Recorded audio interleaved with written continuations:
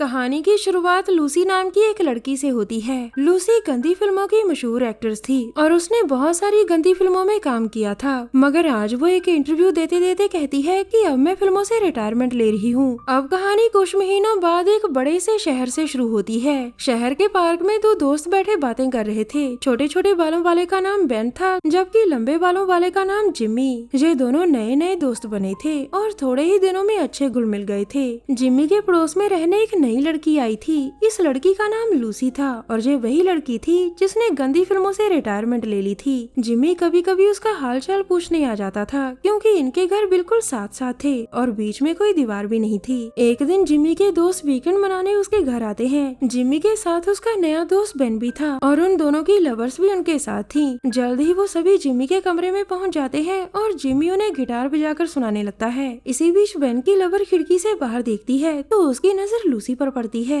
Lucy बिना कपड़ों के थी और ये देखकर बेन की लवर सभी को खिड़की के पास बुला लेती है। अब सभी दोस्त खिड़की के पास आकर लूसी को देखने लगते हैं। बेन को लूसी का चेहरा जाना पहचाना लगता है, जिसके बाद वो जल्दी जल्दी नेट पर सर्च कर पता लगा लेता है कि लूसी पहले गंदी फिल्मों में काम करती थी। लूसी की सच्चाई जानकर जिम्मी भी हैरान होता है, क्योंकि उसे लूसी के बारे में ज्यादा नहीं पता था। इसी दौरान बेन लूसी की कुछ तस्वीरें लेता है और फिर वो सभी दोस्त लूसी की फिल्में देखकर अपना वीकेंड मनाते हैं। अगले दिन बेन काइली नाम के लड़के को लूसी की तस्वीरें दिखाकर कहता है, ये वही लड़की है जिसे देखकर तुम ठंडे होते हो। ये लड़की मेरे दोस्त के पड़ोस में रहती है। बेन एक गैराज में काम करता था और काइली गैराज के मालिक का छोटा भाई था। ये गैराज माइक नाम के आदमी का था और वो भी वहाँ आकर लूसी की तस्वीरें देखने लगता है। माइक का भाई काइली दिमाग से थोड़ा कमजोर था, लेकिन वो लूसी की फिल्मों का बहुत बड़ा दीवाना था। इसी बीच बेन माइक को भी बता देता है कि लूसी उसके दोस्त की पड़ोसन है। दूसरी तरफ लूसी जिम्मी के घर के पास आकर उसे पुकारती है। उसकी पुकार सुनकर जिम्मी खिड़की खोलता है और लूसी कहती है,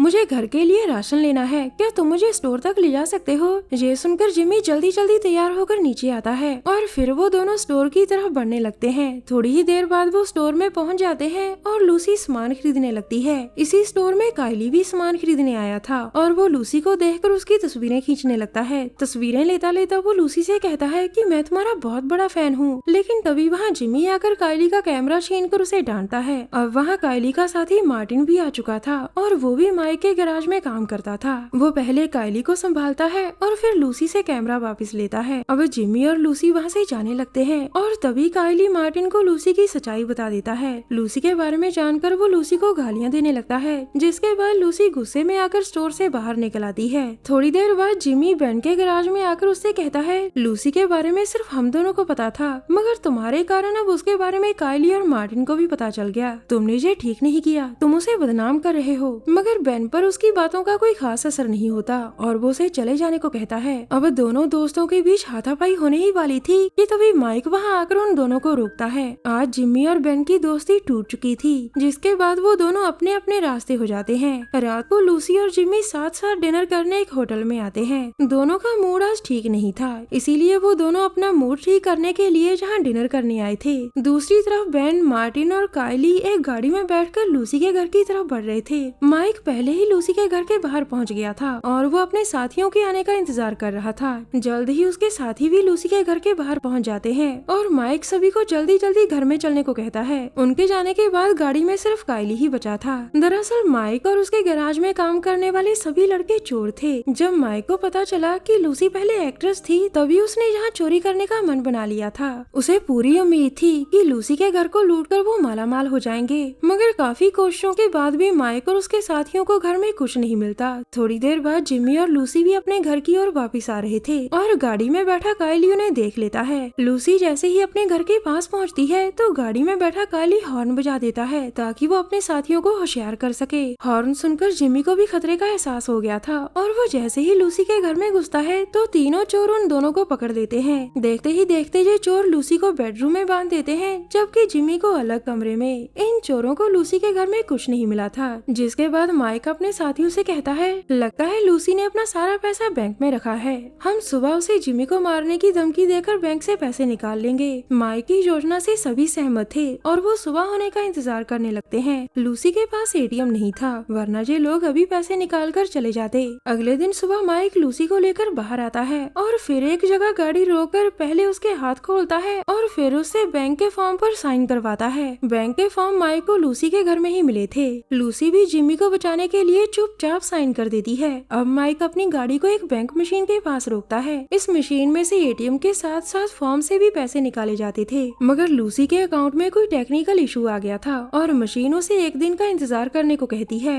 माइक की योजना फेल हो चुकी थी, जिसके बाद वो लूसी को लेकर वापस चला जाता है। घर में आकर वो फिर से लूसी को बेडरूम में बांध देता है और फिर अपने साथियों को सब बताकर कहता है, हमें एक दिन और इंतजार करना होगा वरना सारी मेहनत पानी में जाएगी। उसकी बात खत्म होते ही पास खड़ा बेन कहता है, जिम्मी की माँ उसे रोज फोन करती है, अगर उसने जिम्मी से बात नहीं की तो वो घबराकर पुलिस को भी फोन कर सकती है। बेन की बात सुनकर माइक जिम्मी से पूछता है कि तुम्हारा फोन कहाँ है। इस पर जिम्मी कहता है कि मेरे पास मोबाइल नहीं है, मेरे पास लैंडलाइन है। जिम्मी की बात मानकर माइक उसे उसके घर में ले जाता है और फिर जिम्मी अपनी माँ को फोन करता है। इसी बीच जिम्मी की लवर मैंडी उससे मिलने आ जाती है। वो बाहर ही रोककर जिम्मी को पुकारने लगती है, लेकिन तभी बेन वहाँ आकर उसे पकड़ने की कोशिश करता है। मैंडी घबराकर भागने की कोशिश करती है, पर तभी मार्टिन भी सामने आ जाता है। अब मार्टिन से बचते बचते वो नीचे गिर जाती है और सिर पर चोट खाकर बेसुध सी हो जाती है। थोड़ी देर बाद बेन और माइक मैंडी को लेकर जिम्मी के घर में आते हैं। उसकी हालत बहुत नाजुक थी और वो कभी भी मर सकती थी। माइक ने जिम्मी को भी एक चेयर पर बांध दिया था ताकि वो भी भागने की कोशिश ना करे। कुछ देर बाद रात हो जाती है।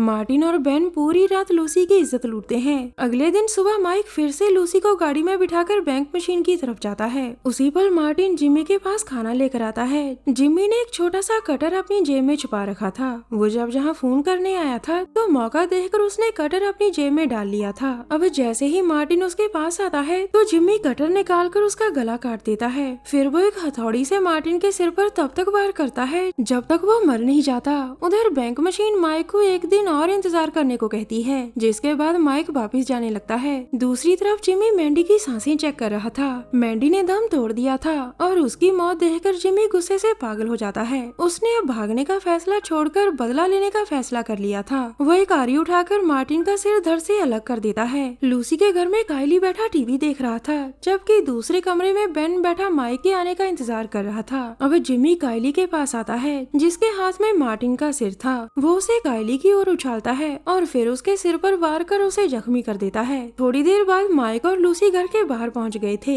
घर के अंदर जिम्मी ने बेन को भी मार दिया था। माइक और लूसी जैसे ही घर में आते हैं तो काइली के हाथों में मार्टिन का सिर देखकर माइक सुन पड़ जाता है। इसी बीच लूसी मौका देखकर वहाँ से भागती है और माइक उसके पीछे लग जाता है। अब लूसी आगे आगे दौड़ रही थी और माइक गाड़ी लेकर उसका पीछा करने लग जाता है। लूसी को बचाने के लिए जिम्मी भी घर से बाहर आ गया था और वो माइक की गाड़ी के शीशे पर हथौड़ा फेंक कर मारता है। जिम्मी के बाहर से गाड़ी एक खंबे से टकराकर रुक गई थी, जिसके बाद जिम्मी वहाँ आकर जख्मी माइक को भी जान से मार देता है। अब लूसी जल्दी जल्दी अपने घर जाती है, जहाँ अब सिर्फ काइली ही बचा था। लूसी को देखकर वो भागने की कोशिश करता है, मगर लूसी उसे धक्का मारकर स्विमिंग पूल में गिरा देती है। अब पूल में सिर्फ 2 ही लोग थे। काइली बचने की काफी कोशिश करता है, पर लूसी के हाथों मारा जाता है। कहानी के आखिर में लूसी और जिम्मी बच गए थे। हमारी वीडियो देखने के लिए धन्यवाद।